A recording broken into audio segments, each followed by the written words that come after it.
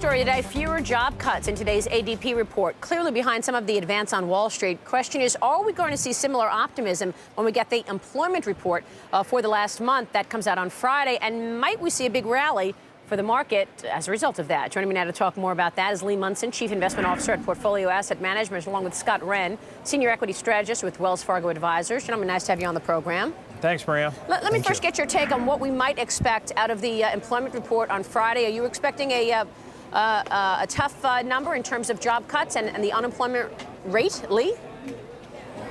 I'm not expecting really great news, and I think that right now the market isn't really moving off the news. I think that what we have is a lot of momentum. I think this momentum is starting to burn down, and I think what we really want to see is, whether it's good news or bad news, is whether the market keeps reacting in this upward swing. So I'd say right now I'd want to be a little bit more cautious and take some money off the table. Scott, the estimates are for a loss in jobs for the month of 628,000. That is the estimate on the job cuts for the last month. And we've been going along this trend of 500 to 600,000 jobs lost every month. Do you think that's priced into the market? I think it is, Maria. As a matter of fact, I think everybody expects the unemployment rate to inch higher. Tomorrow the consensus is at 8.9%. I think most people think we're going to see it at least a bit over 9%. So if it came in a little bit higher than 8.9% tomorrow, I don't think that's really going to be much of a surprise. We'd love to see that surprise if it came in at 8.7, 8.6, something like that. That's where the market would get an additional kick, I think. Does it matter to you in terms of investing? Tell me how to invest in this environment if, in fact, we were to see that. Well, of course, we're trying to look ahead, and in our opinion, you're going to see positive GDP in the fourth quarter. You're going to see positive earnings comparisons in the fourth quarter. So we've been trying to get our clients over the last 6 months or a little bit more than that to reduce those healthcare, utility, staples positions, those defensive positions, get into increase these consumer discretionary positions, industrials, air freight and logistics, construction and farm equipment, those kinds of things. That's where the earnings growth is going to be. I think right now the market is just happy with the vision that, hey, we're going to see some stabilization here. We're seeing news that is still bad, but it's less bad than the prior month. Lee, do you agree with that? Financials have already had a big run. You want to be you want to be buying?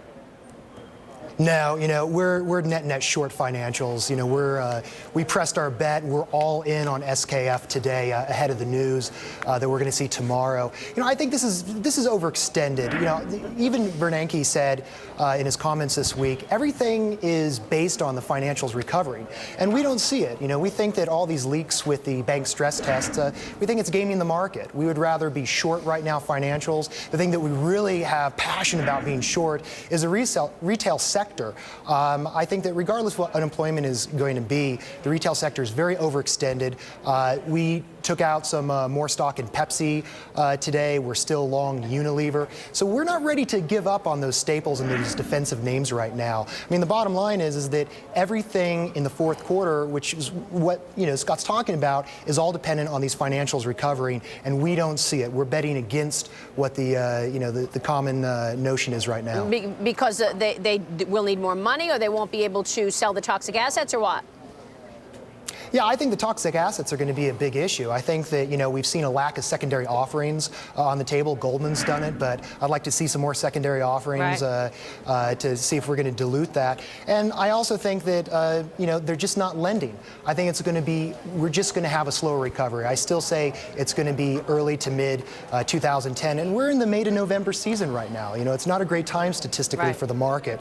So we are more long right now than we ever have. We're about 60% long, but we also have 20% of the portfolio short, but specifically in the retail and the financial area. With that news from Cisco today, we have covered our shorts, and we don't want to get in front of technology right now. We still think that has a way to go. All right, we'll leave it there. Gentlemen, great conversation. Thanks very much. All right, thanks, Maria. We'll see you soon. Thank you. Tomorrow, meanwhile, AIG expected to post a first